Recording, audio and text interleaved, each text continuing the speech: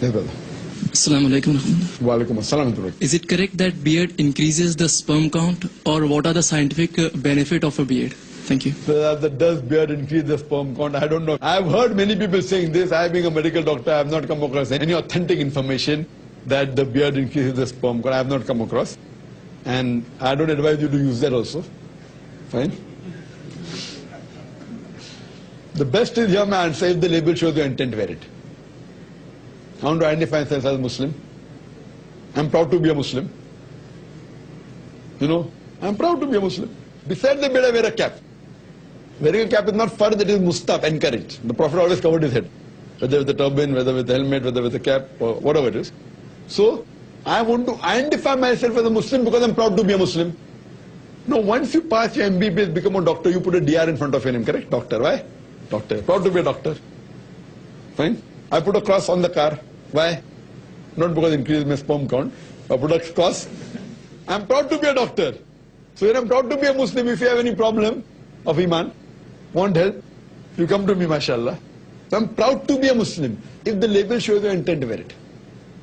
There are certain things which can be a little bit justified. The hair that you have, it's a good way of accumulating the dust. Like scientifically, Allah subhanahu wa ta'ala has given you hair in the nose. One of the reasons of the hair in the nose is that when you breathe in, it catches all the dust, it acts like a filter. So there are researchers saying that when you have a beard, it acts as the filter, and even the thing that you breathe in the air, it gets filtered more. Can use it, does work, but my logic of label is sufficient. But this can act as the filter, fine, because you have in the nose and all, it does. Some people say that thakne ke upar penne se kya hota hai, wo rays lakhte hai, so you get more sperm count. Now where do they get the sperm count? Only.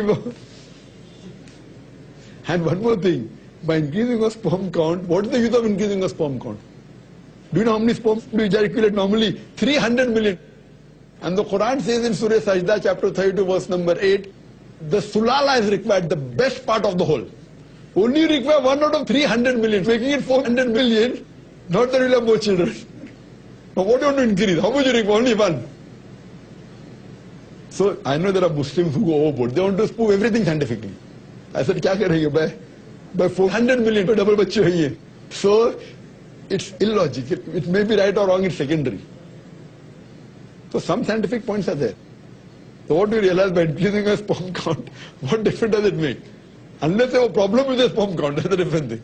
Right? And that's where a minority, less than 1%, you know. So sperm count doesn't make a difference at all. You have 300 million, out of which 1 is required. Quran says anutfa and sulala, the best part of the whole. Best thing is the label shows the intent. It's a command from the Prophet, and we keep it. The other answer about filtering the dust and all, that can be used if you want. But the best is the answer on label, which is more logical, and you can refer to my video cassette. If the label shows the intent, wear it. Inshallah. Iqbal bhai.